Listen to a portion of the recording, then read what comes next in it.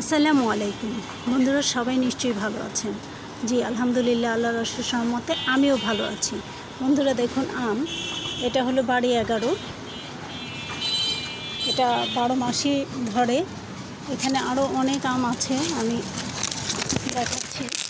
দেখুন এগুলি কাঁচা, এটা পেকে গেছে। এত সুন্দর, আসলে ভালো লাগার মতো।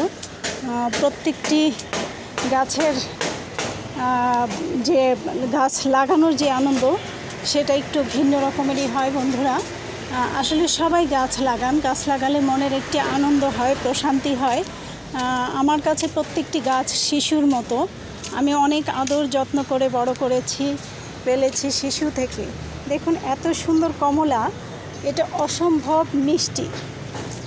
এখানে আছে সবেদা, এই গাছটি আমি যোগ বিয়োগ গ্রুপ থেকে পেয়েছিলাম। দেখুন ফল চলে এসেছে।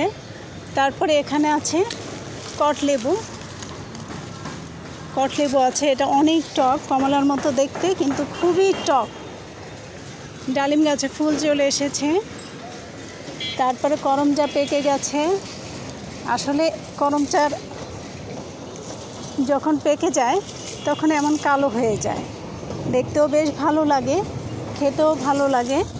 আমি খুবই পছন্দ করি করমচা। আরও আছে, আমি অল্প অল্প পারি আর খাই। আসলে ছাদে আসলে এই আনন্দটা একটু ভিন্ন রকমেরই।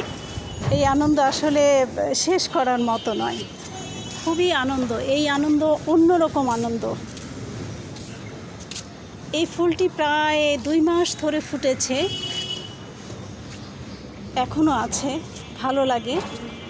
এখানে আছে ভিয়েতনামি মালটা, এখানে আছে পেয়ারা, এটা মাধুরী পেয়ারা, ভেতরটা বেশ লাল, খুব ভালো লাগে। আসলে এগুলি হলো ভিন্ন রকম আনন্দ, বারবার বলছি। আর সবাই ভালো থাকুন, সুস্থ থাকুন, শুভকামনায়। বন্ধুরা সবাই গাছ লাগান আর সুন্দর সুন্দর ফুল ফল দেখতে পাবেন এবং মনের আনন্দে থাকবেন।